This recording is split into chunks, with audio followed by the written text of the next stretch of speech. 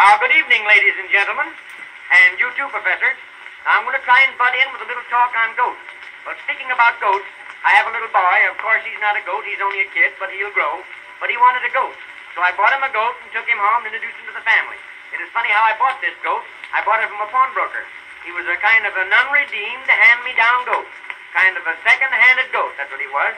I don't know from whom the pawnbroker got the goat, but a pawnbroker can get anybody's goat. But this goat is full of fleas. But my little boy discovered a scheme to get rid of the fleas. He covered the goat with bread and milk. The fleas ate the bread and milk. They got so fat they fell off the goat. Then my little boy says, "Get up," and they drove away and left the fleas on the sidewalk. And each should have seen this goat eat. He'd eat any old thing. He took to my mother-in-law right away. But, Professor, I was going to sing you a little song entitled My Grandma's Mustard Plaster, but I left my music to home. I see you have a piano. Now, I'll tell you what we'll do. You tickle the piano, and I'll see if I can spread the plaster. That's the idea. I had a pain that was under my vest. In fact, this pain that was in my chest. I asked my grandma what I'd take, and a mustard plaster she did make. You should have seen that plaster draw, the hottest one I ever saw. It drew so hard it tore open my vest and drew my lung right out of my chest.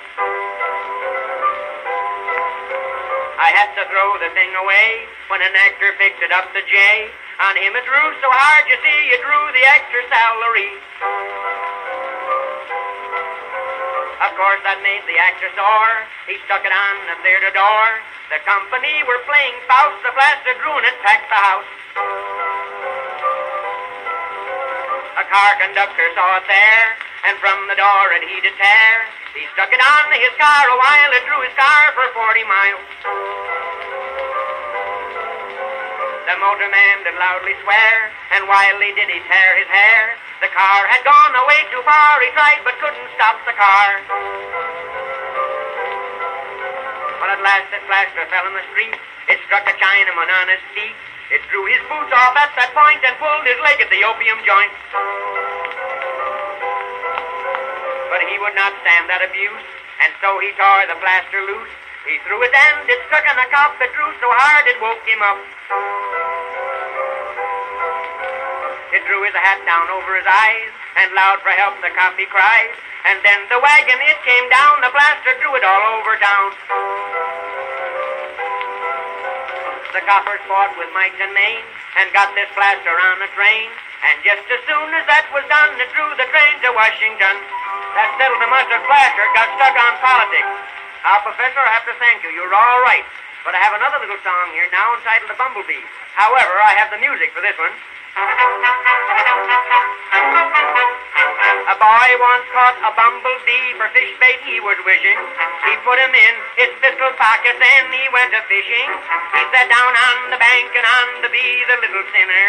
And now that boy's an awful crank. He stands up to his dinner. A poor old bumblebee, poor old bumblebee. Don't sit on him while you're fishing, or he'll spoil your disposition. Poor old bumblebee, to the boy says he. Now at my beehive you beehive and let the bumblebee. A poor old bumblebee, poor old bumblebee. Don't sit on him while you're fishing, or he'll spoil your disposition. Poor old bumblebee. He says I'm NG. I tried to sting, but I got stung and broke my stingery.